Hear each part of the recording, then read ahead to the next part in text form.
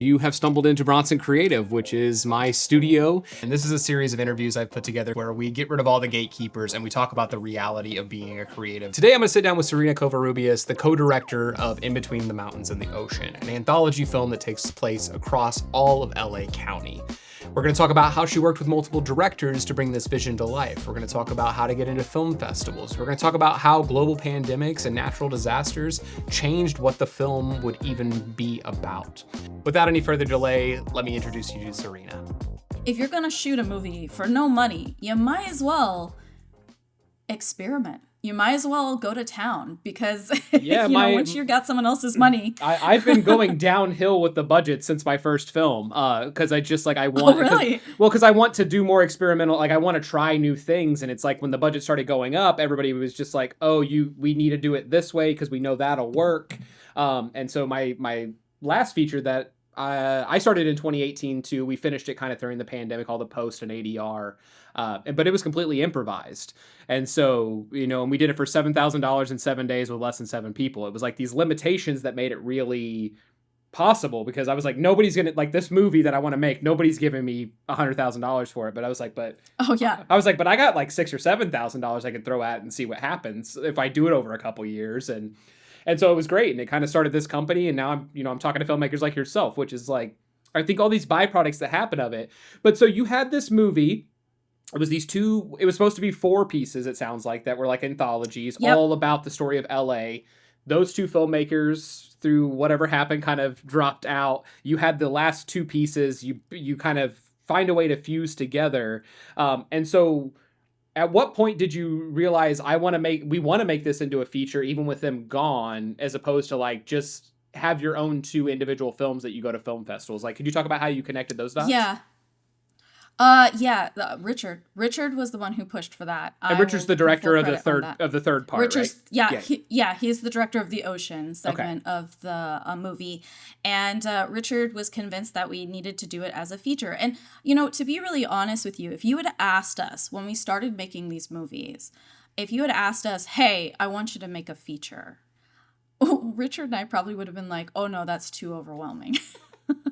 Which in a way, these shorts are almost more overwhelming. If nobody's done a feature, if you're listening, they take about as much time as the shorts. That's what I've realized. I've stopped doing shorts that much because of it. But yeah. Yeah, no, they do. They do. Now, as someone who has made a feature, I know how much effort it takes. Just make the damn feature. Yeah, just make the feature. Yeah. Yeah, so he was convinced that that's what needed to happen. And so he had to convince me first. I was like, okay, we've been friends for a long time. Richard and I had met each other when he had done his first feature that unfortunately never saw the light of day. When I was still an actor, he had cast me in that feature as the lead. And that's how we ended up knowing each other. And then we just ended up becoming friends. So at that point, I was like, okay. All right, I'll commit to this. We'll do this. And so we ended up shooting the middle section almost a year later. We cast, shot, and did the whole thing a year later. So a lot of the middle section cast did not know the first part of the movie or the last part of the movie. So when most of the cast saw the whole movie together, that was the first time that they were seeing how the movies were connected. They actually had never seen the full script. Oh, okay. So was that by design or just a happenstance? It just happened. Okay. Just happened that way. Okay. Yeah, it just worked out that way. So that, I think if anybody had asked us to see the full script, we would have showed them. But everybody was just so in their own foxhole that they just didn't. They didn't care. They just didn't know. Yeah, they're just we're just doing this. And I think that we were really able to do this because we utilized locations very smartly. The house location, the drug trip house, and the beginning house where Jacob is the same house. Oh, where you start with the very first character? Yeah. Oh, okay. Interesting. I didn't catch that. It's the same house. Okay, just filmed differently from, you said, a different cinematographer. Yep. So that's actually really cool for people listening to be just a different cinematographer filming that same house. You can't even tell it's the same house. Well, yeah. I mean that, and also we dressed it up completely different. Yeah. The characters live in it differently. Yeah, we dressed it up. different Yeah. characters, and you see in the angles are different, so that also has an impact. Like you never see the kitchen in the middle section, you see the kitchen in the first section of the movie, and you see the front exterior in the first section, but you don't see the back exterior in the first section, so we use that in the middle section of the movie. So it Smart. allow if you're smart about it, you can move around a place and you can use it for more than one thing. And that's really, we did that a lot, and that allowed us to have use what you have. That's pretty much what we did. I made sure to build that in. And I always do that. I would do it again. I did this for the one that's coming out right now. And if you can save money on that, you do, especially if you can't spend a lot of money, get interesting with that.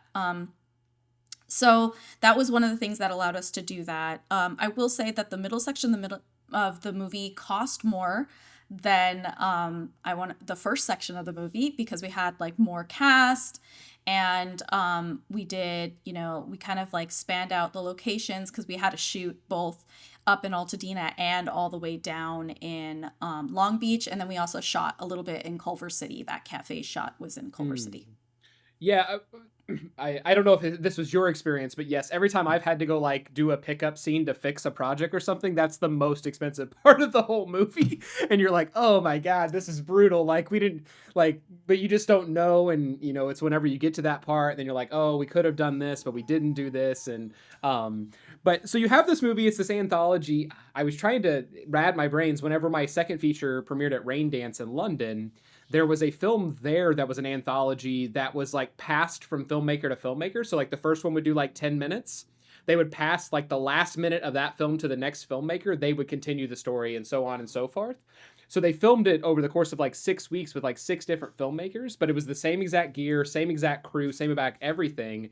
So it kept together for a lot longer than I thought it would be. And then, of course, there's always like one filmmaker towards the end that completely jumps the shark, and you're like, "What's the movie anymore?" And so, what just happened? Yeah, it's because they can't see the beginning of it anymore, so they don't know what's really going on when they get 50 minutes into the movie. They only got that last minute, to start off of. Oh my God. But Oh I my wish, God, yeah. I wish for the life of me I could find it. Yeah, it was at Rain Dance. I'm sure it's in. I'll see if I can find it in here and send send it yeah, to you. please do. I would love to watch it. I would love to watch it. I assume become it got an some kind unfortunate. of. I mean, it was at Rain Dance. It had a pretty good screening, and while the movie itself is like, I mean, I would say is like a kind of a 3 out of 5 movie-ish. The execution of this very interesting idea that is only impossible through like indie filmmaking, like what you're making, is like you were saying, if you're going to do it for nobody anyway, do something really adventurous, try something different. Yeah. And Yeah, do something innovative. Like actually push and do something, because why do I want to make I mean, like, okay, maybe I'm going to step on some toes here, but I don't want to make a movie. The movie itself cost $10,000 to make for a whole feature film. That's great, yeah. pretty impressive, because we ended Yeah. up beating out movies that had budgets for $300,000 and $100,000, So if you want to make a movie like a think piece for $10,000, why? Why? You can do that at any level. That's scalable at any level.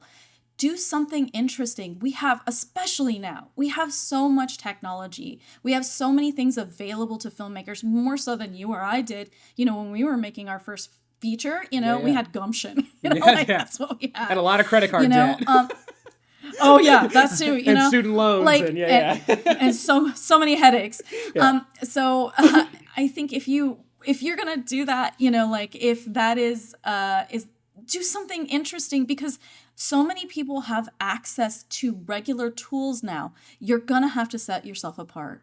You're gonna have to do something so that you have your own style or your own way of approaching things, And if you're gonna do it for no money, just do something crazy, like do something cool. Because again, as you've stated, once the money starts moving in, everybody starts getting nervous. Everybody starts putting the pressure on and saying, I don't know, that's a little too crazy. And the fight begins. Now you have the creative freedom, so do it now. And what's weird is I don't think a lot of filmmakers realize that even at like those, like when you're trying to make a $10,000 or $20,000 feature and you're taking money from somebody else, it's still just as bad, because like if I have $20,000 to give you, that's like a lot for me as an independent kind of thing. You know, if you're getting big money from a corporation or whatever, then you're probably not listening to this interview because I don't think that's my audience. But if you get to that point in your career and you're taking money from other people, it's like it becomes a business, and there is this delineation when that happens of when it becomes a business, like the stakes are higher even if you're trying to experiment. So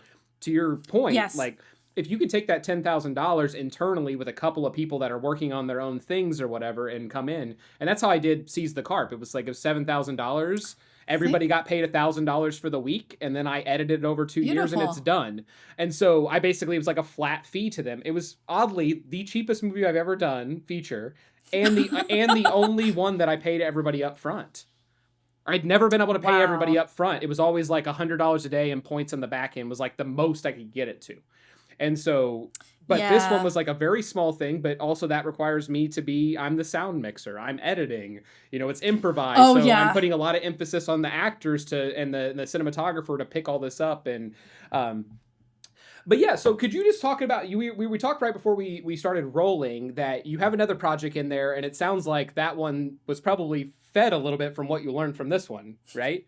Of like what was Yeah, it possible. did. Yeah, could you talk a little bit about Yeah. like what were some things that you learned from this very adventurous, like I mean, when I was watching it, I was like, I can tell it takes place over a long time. I can tell it takes place all over the city, and the whole time, like $10,000, like getting enough people to come on board for that, and you know, believe in you to do it is amazing. And so if you could just talk about a couple of things that maybe you learned through that process that got carried into this next film to be able to try to do something different Oh, again. Because it sounds like this next one is absolutely. completely different. It's not like you're trying to remake the Oh, it last one. is. Nope, not at all. It's very different. So, yes, I learned so much. I learned again how to use space. I learned how to frame, how to work with your cinematographer to make something beautiful that doesn't need like special effects, that doesn't need, anything crazy, because you have to utilize the space that you're in. You have to keep that interesting, you know. And I learned how to collaborate and how to really just keep going when everything is falling down around you, because we lost 3 people over the course of making that film. It was rough, because the pandemic happened when we went into post for that film. And during that time, I got diagnosed with a rare disease. I was bedridden for 2 years, which is why the film took so long to come out. Whoa. Yeah, so the film almost didn't come out because I almost didn't make it. So through that process, my husband and I were kind of working on it very slowly because of how sick I was. And when I kind of started to recover, as to why, we still don't know. I had a great specialist. They were able to work with me, but um, I was able to get back far more than most of the other patients who have this disease. Yeah, sorry. It went ahead and paused, You're so there. I'm gonna go Yeah, it back there. did buzz for a second, but you're there. So I was able to get back, Okay. my ability to function, which is why the film came out, because we were able to finish post on it. Over the course of post, we lost our composer, so that's why the movie sunk or sailed on sound design. And so I was too upset to replace him. He moved, didn't lose him in that front, or sailed on sound design.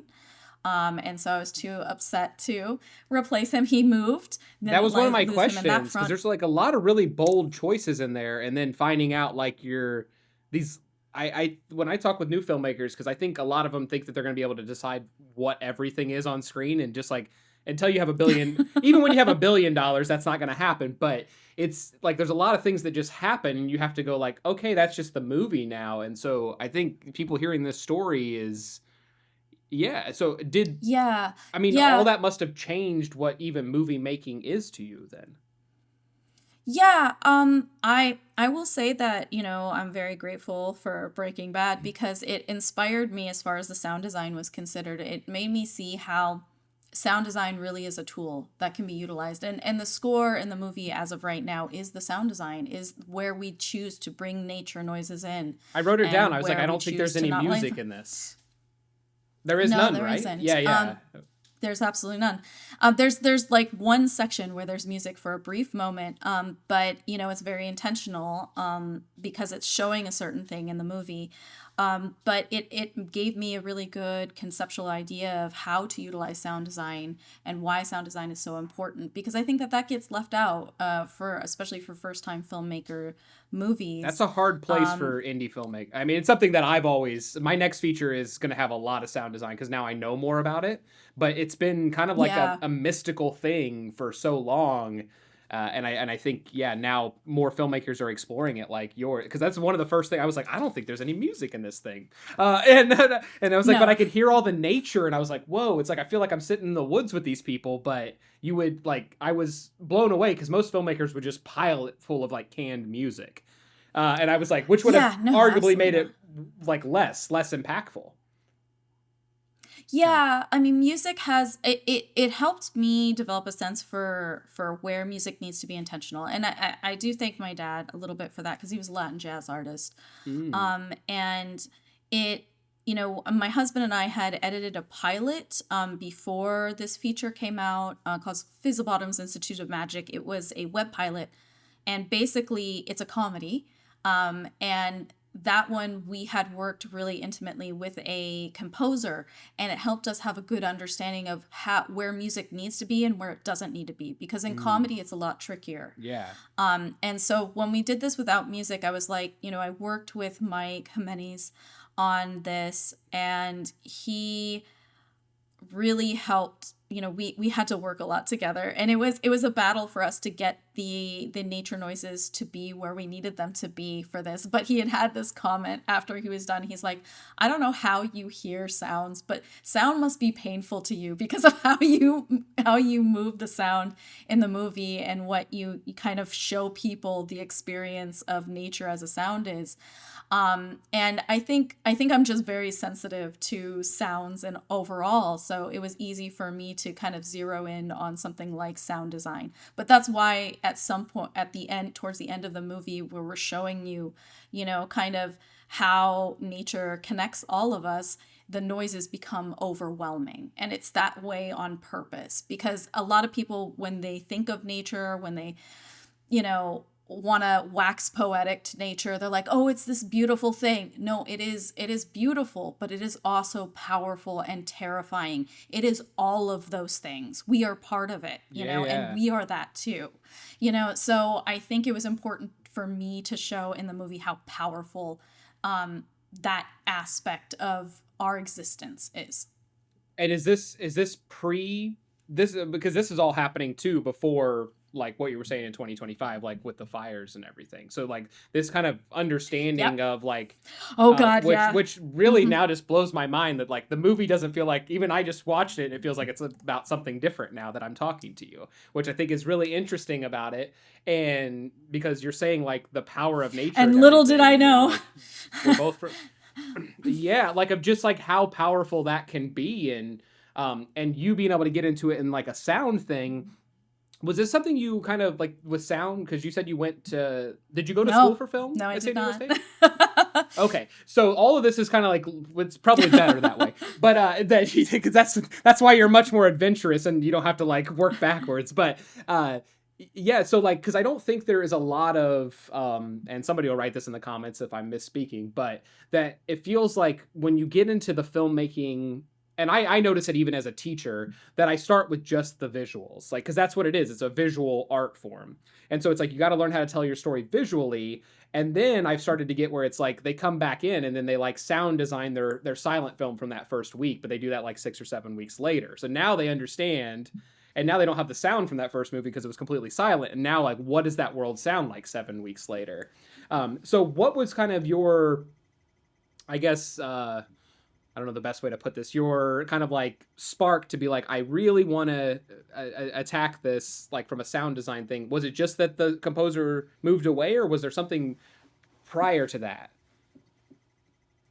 Like I said, I was very inspired. There's a episode of Breaking Bad called I think The Fly, Oh, it's one of the best and episodes of the whole that show. yeah, It's incredible. that really inspired me. The Okay. sound design on that Yeah. inspired me, and I was like, it really made me like, for lack of better terminology, I guess, see sound design. It made me see how that is another kind of like, because as a director, I don't know how you feel about this, but how I feel about this is that you're kind of like a director of a symphony. You have all of these different, creative instruments that are coming in, and it's your job to be like, no, this needs to come forth. No, this needs to come forth, Yeah. And for me, sound design just came forth in that moment. And I was like, whoa, this is such an amazing tool. And I just, I thought to myself, I had worked with the composer before he left. We were already going to do a type of music that was not symphonic. It was going to be more, edgy in how it was created, in the way that the Lost TV series kind of used weird instruments to create some of its soundtrack. And so we were already going in that direction. And so I already knew I wanted to have very in-depth, intimate sound design. But at that point, then I was like, all right, now we're gonna go for a wild ride with it. So that literally, that one episode had a huge impact on this movie. I'm so glad that you brought up like kind of like this like conductor of a symphony thing. And so, because when I work with beginning filmmakers, I think a lot of them, like, one of the first things they say when they like have to reflect on it, they go like, oh, I loved how much I got to be in control. Because I think that's what that's what it seems like from the outside, is like, I'm in control of everything. And I have to remind them, like, you're barely in control of yourself when you're directing. Like, you're barely in control of anything. But when you're working with your friends and you're in 9th and 10th grade and you're like, move that chair or whatever. But so I dial that back because we don't need any more of that energy in the industry. But no, not at all. I've been trying to get rid of that since I got here 15 years ago, because that's a bad character trait of a director, in my opinion. That's really. Oh no, that's a bad director. And again, you have to think about it this way. I was an actor for a very, very long time. I was in tons of independent, and student films. You got a first front row seat. Yeah, of like what you like, what you don't like. I worked as a gaffer for 15 years. I've worked with 400 directors. I picked from the four that I really liked how they worked, and it's so, but a lot of it was like this kind of like, just I'm in charge. And I remember I was you were talking about the symphony thing. I remember being on, like I was directing a music video or something sometime, and it's like a PA brings something up and you're like, what'd you say? And they think they're in trouble. And it's like, no, that's a really cool idea. It's like, I don't care where the ideas come from. Ideally, I want all of you that are working on this to be engaged in the process and feel like your contributions are making it to the screen. And so like you're saying with this like conductor of it, it's like all these things and being like, okay, that works. Hey, let's try that. I don't know what's going to happen. We have a little bit of time. Let's do one more take where you try that. I don't know what's going to happen. If we don't like it, we throw it away, exactly. And so, but I think that's a good thing for like a director to hear, is like, you're going to get information from kind of everywhere. And then it's your job to decide, like, is this still part of this film? And I think a lot of them maybe forget too, that it's like a lot of the things I've heard, I've used on future projects. Like, I don't need to use it on this one, but it's like, I remembered somebody saying, and you're like, oh, that's actually a pretty cool thing for this film now. And you're getting inspiration kind of from everywhere, I guess, is the long end of the short of that. But yeah. Oh yeah, absolutely. And I, not in any offense to men in general, but women are a lot more collaborative. My wife has a thing that says, like, this is a boy movie. And I was like, yeah, I'm trying to get people to make a little bit less of just the boy movies. Like, let's get a little bit deeper. Let's get a little bit. I don't take any offense to that. I mean, I think that's true. That's true of not all women, because that's not the case. It's also true of a lot of indigenous peoples too. So that, that collaboration is very important. And I think, if you look at the Greeks and their thoughts of the muses, like they had a concept of, I have this creative energy, but it does not come from me. It comes from something else. Ooh. And I am tapping into it, and everybody's tapping into it. And that's kind of why I think a lot of directors say the movie is its own thing. You are literally birthing it, and you're helping to raise it to get it to that point. But you, like a parent, you don't control it. You don't control all aspects of it. You learn to nurture it. So you have to do that. And I do believe every single director that I've ever met who has been controlling has ultimately not been a good director. And I stand by that, frankly. I mean, I've worked on a lot of stuff over 15 years of working in like in the crew positions and stuff. And yes, it's usually the hardest way to work because nobody wants to, or nobody feels confident enough to go like, I have an idea that might actually save us some time and get you there. Do you think that, you ready to get a little philosophical? Oh yeah, sure, All let's do right. it. Yeah, and that's my favorite part of the show. When kids get done with my classes, they're like, I didn't. What are we learning? This isn't about film, and I was like, everything's about it. It's all about it. It's like being an artist is like you said. It's all encompassing. Like I'm a filmmaker when Yeah, it when is. I'm walking around the block. Like I'm taking in sounds. I'm taking in sights. Um, do you think that it's how do I say this?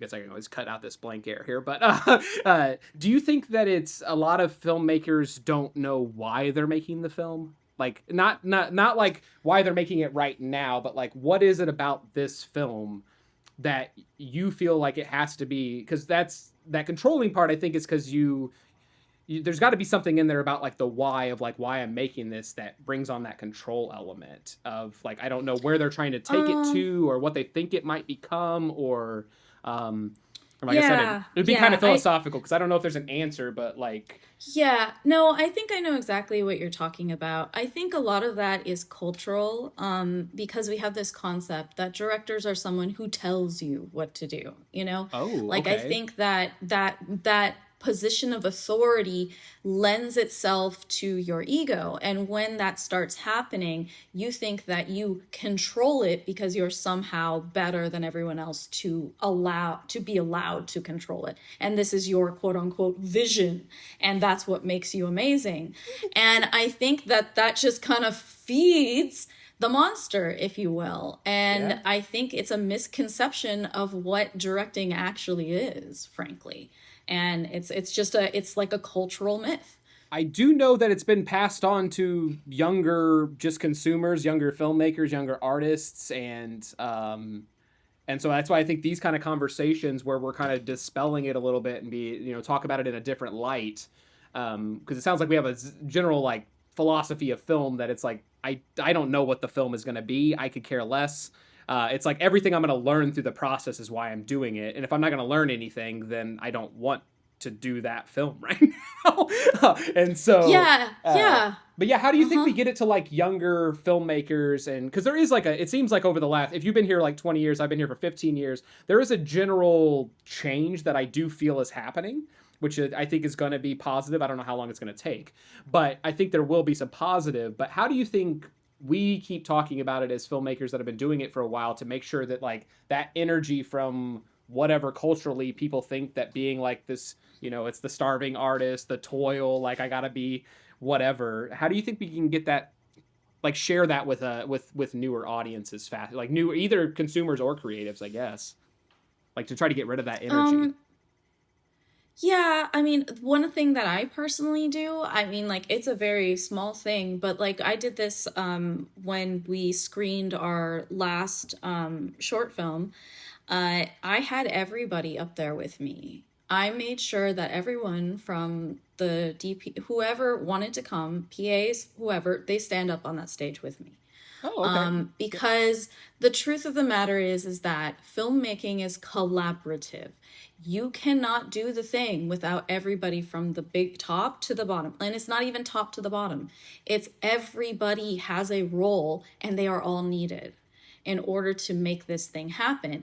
And how, we get people on board with it is you are invested in this thing succeeding because it succeeds, you succeed too. We give this energy to you as well. And I feel like the industry, maybe, it's our corporatist culture. I don't know, because I'm sure this exists outside of the US. But I feel there's this concept of just using people and throwing them away when it's such a, to make a creative endeavor like this together is an act of humanity. And yes, are you paying someone to do a thing? Yes, of course you are, because they are worth that and you should be paying them. But on top of it, you want them to feel invested. And I think the dispelling of this is that, we should frankly have awards all the way up and down the crew list, because I guarantee you there's no Academy Award winning movie that was able to get to where they got to without at least having some PAs on set. You know, Yeah, I mean, like I don't know if this everybody was needed. is. Yeah, I mean, I was only on PA, thankfully, on a couple of things because it is hard work and It's a tough job. It's a tough job. completely thankless and you know, and it is the entry point, quote unquote.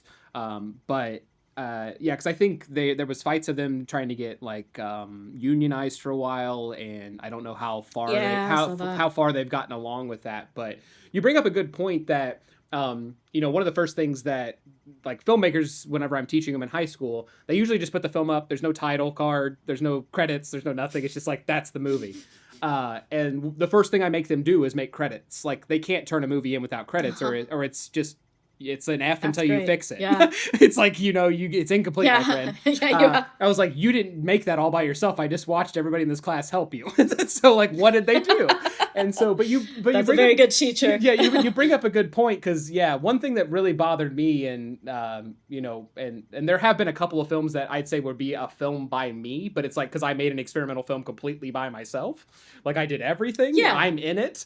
Yeah. But for Yeah. the most part, yeah, there are very few films out there that are a film by one person, and so Yeah. that was one That's thing I tried to like. I was like, I never wanted on my films, you know, like because when I saw like those pop up and it's like a film by this one person, and at the end there's like 1,000 people, and you're like, no, it's a film by 1,000 plus you, like, you know, or you wouldn't accredit all those people. But I think that's a good point to just be, you know, when I had screenings here that were in person, I did bring up whoever was there, like, you know, you need to be up here celebrating as well, and you know, a lot of them are traveling, so you end up those places kind of by yourself yeah. You sometime. don't have everybody. And Yeah. but yeah, I think if you can just yeah, I don't know if I think it's just more of us talking about it and being like, you know, you need to start knowing that you can't do this alone. This is like such a hard art form to try to create independently. Even if you're an independent filmmaker, it's like you can't. It's very Oh hard to do yeah. independently.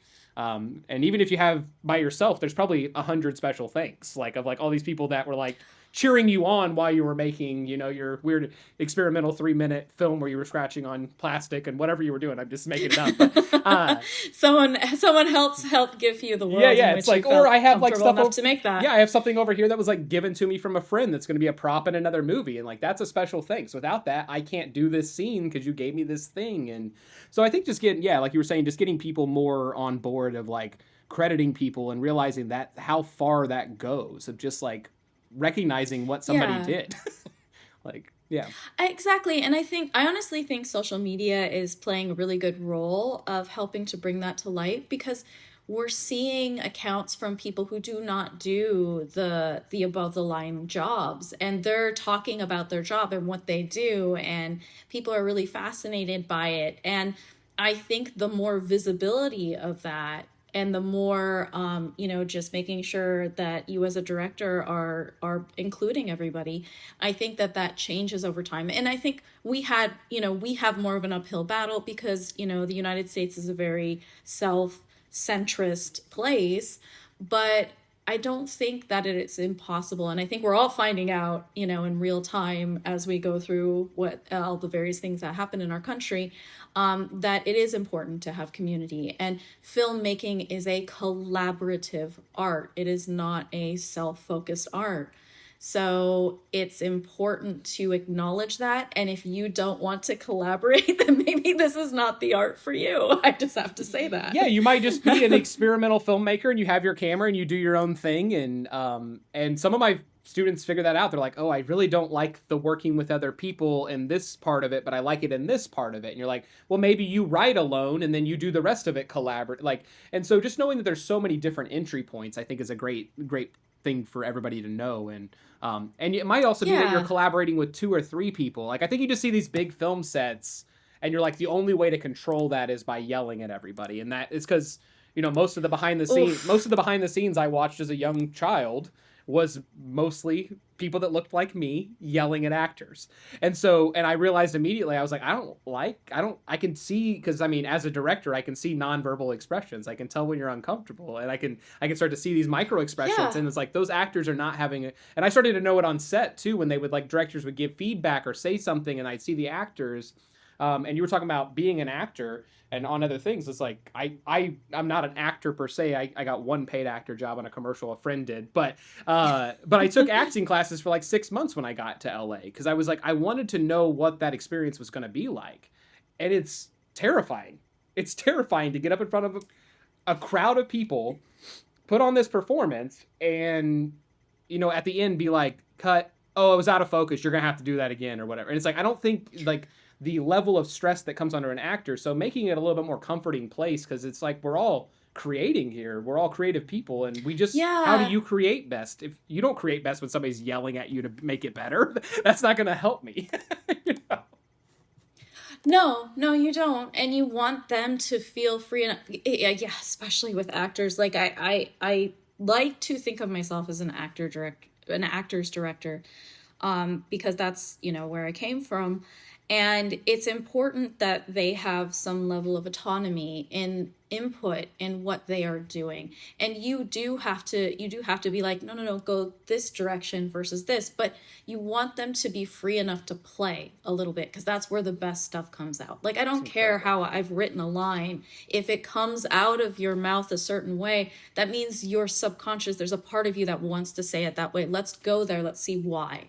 Yeah. Curiosity plays such a big role in this, and you have to get curious. You can't be as controlling. The only times that like I always tell the actors that I work with, the only times that I am a stickler for a line is we have to get this specific information out because it comes back again later. Or, but I will have them, freely, improv a little bit just because I want the words to fit well in their mouth, and that's going to make it more real. But you have to create some sort of environment where they feel comfortable, because otherwise, like, it's kind of abusive. And I think that we, in the industry, we're like, hey, monkey dance for me. But I think that acknowledging that, hey, you also need to kind of try to be supportive in that moment and give them the room to do what they need to do because it's really fucking hard to cry on camera, like it is. I it's yeah, So, it's I mean I've worked on sets where they would just keep going and the actor wouldn't cry and then they do fake tears and I was like, have you ever considered that maybe this story doesn't call for that person crying right now? Like this person knows they're supposed to yeah, cry and still can't get there because of what's happening in the room. So it's clearly not their fault anymore. It's like you have not made a conducive yeah, environment. And also, sometimes crying on camera, it's more interesting to watch somebody not cry and fight back cry tears on and camera or resist crying. or resist Yeah, crying or but yeah, I think you're bringing up like I think that I'm glad that I'm starting to create in this cycle where I think some of those things are being broken because yeah, this first 15 years, well, I was on set basically exclusively for 10 years. I've been in the classroom the last 5 years. And then so getting back into it, so much has changed in those 5 years of me teaching with pandemics, everything is just the world.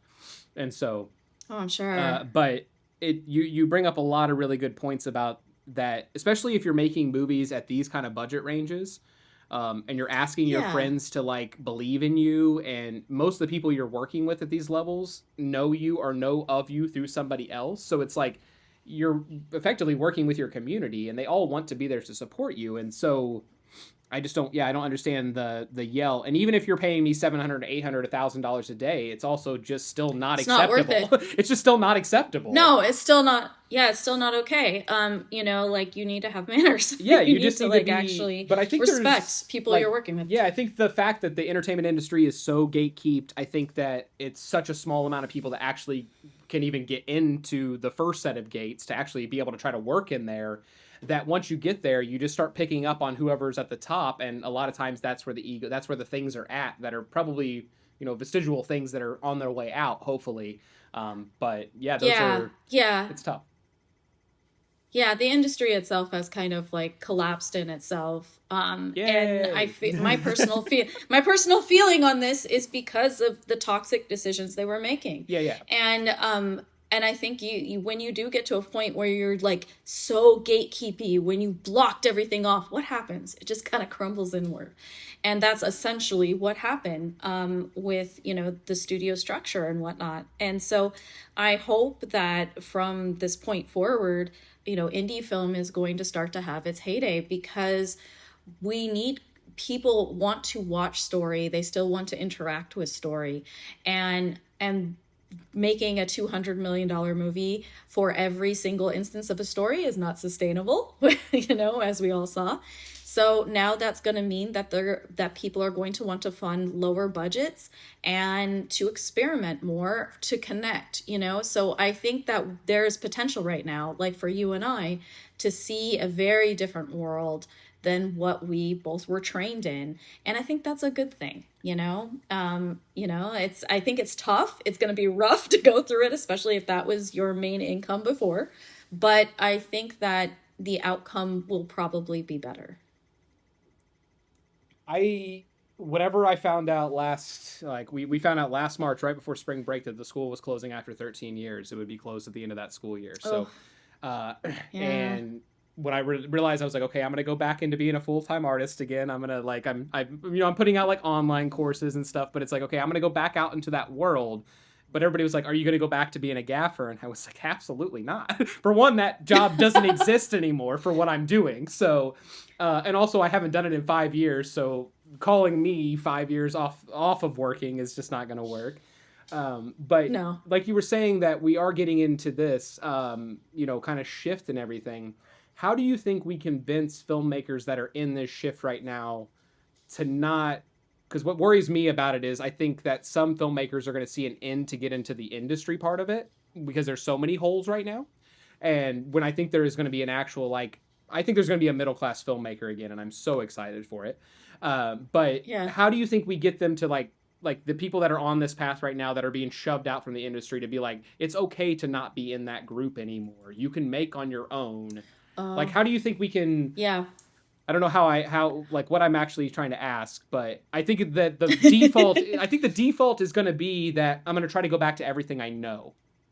I know how this works. Now I've been doing this long enough on the industry side of it. I know how it works, even though it's a shit show, even though it takes advantage of everybody. I know how it all works now. I don't want to do it anymore, so that requires more work to actively not do it.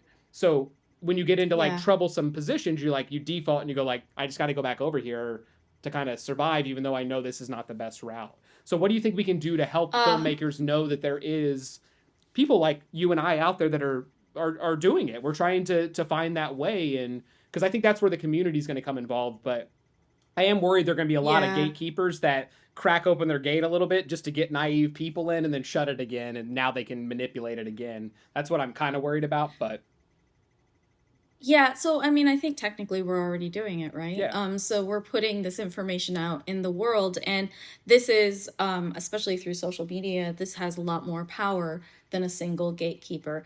I think those people are going to try, but I think they're going to land on their face, and here's why. Because that infrastructure is not there anymore. So all of the things they were used to, and I have literally watched this happen to some people already, it's not there anymore. And because it's not there anymore, they're trying to do the same thing over and over again, expecting a different result. And it's not going to work. And yes, will they get some younger people to kind of come in and try to foster them and whatnot? But the infrastructure isn't there for them to maintain it. And There isn't so that ladder to the climb anymore. It's like the ladder's been burned. nope, It's it's not there. so even if you get in, Yeah. there is no ladder. So Yeah, where are you going to go with it? yeah. So I think that what's going to happen is that they're going to end up running up against that again and again, and they're going to only have one of two options. It's either they're going to have to stop doing that, or they're going to have to quit, and that's the reality for all of us, when a lesson is not being learned, especially at this point. Yeah. Like you can keep banging your head against the wall, but you're either going to pass out or you're going to crack the wall. And that's how it's going to go. Yeah. So I think that I'm personally not as worried about that, but I think that doing things like this, like you and I talking, and you and I doing this reach on social media and sharing our experiences and saying, no, there's a better way, I think is more powerful. And I think it will continue to be more powerful. I'm with you. I'm with you as well, and I'm trying to watch it from both sides. As everybody frantically freaks out on both sides of it, and knowing that Yep. it's like you don't have to burn the entire thing down, but the greed machine part of it and the part that takes advantage of everybody, like that part has got to go away for just storytellers in general. And I think as we kind of wrap this up, that the filmmakers that are listening to this and everything like this, all these places you're putting your work right now, so YouTube, Instagram, all these kind of things, they need you way more than you need them, because without you, you're not creating for free for them. So Yep. like it's there is this shift, and I think more of us talking about it, and you know, you are getting the reach with those things, but you are effectively making free content for these machines to get to where you need to be. So make sure you're really just doing what you want to do, like going back to what you're saying, like if you want to be that change and you want to see something different, believe me, if you do these things, like I've noticed in 6 months on YouTube, like the channel is almost monetized from doing it regularly weekly. It'll take you about six Yeah. months, and it's going to be 50 or 60 or 100 videos. It's going to be a lot of work, but remember that they need you, not the other way around. So like I'm also backing all of that up to be able to put it other places, because like you're not, you know, the business Yeah. business daddy or whatever. It's like, so making sure that you're like really controlling how you want to be presented with those things. You were talking about going into distribution, like is this really the deals that will get you where most of them don't have any money? So like what are you actually getting out of them? How, like if you're trying to get to more people, you know, it might be worth monetizing a YouTube channel and giving away for free, because that's basically what Tubi is, except for they're keeping Yeah, more of. doing like Yeah, so yeah, doing like Facebook ads or yeah, something. and Yeah, so there's a lot of absolutely. You different things happening right now, and yeah, I think you're kind of on the cusp of it, and so I'm glad that our paths have crossed and everything. And so, as we kind of finish this up, could you tell everybody that's listening what's next, how they can follow, how they can support, how they can watch the film, all those kind of things. Yeah, so you unfortunately can't watch the feature yet, but you will be able to. So it is going to get released this summer. But if you can follow me on IG at Seriina C Seriinac at IG. And I'm also, you can seek me out on LinkedIn. I'm there as well. But we do have a production company website. It's called Ulysses Productions. And that's where we post ticket information and things like that. But we're all very accessible. I'm on all of those platforms, and now I've started releasing content on TikTok as well. So also Seriina C. I hope you enjoyed this conversation. I hope you learned something. And if you want to watch more videos like this, then make sure you like and subscribe. If you're looking to make your first film, then I put together a little playlist of free film school tutorials, how to write your film, how to edit it. And if you'd like to join me on the show and talk about a film you've already created, then head on over to bronsoncreative.us and drop me a line. So thank you for spending part of your day with me. I hope you do something nice for someone, and I will see you next time.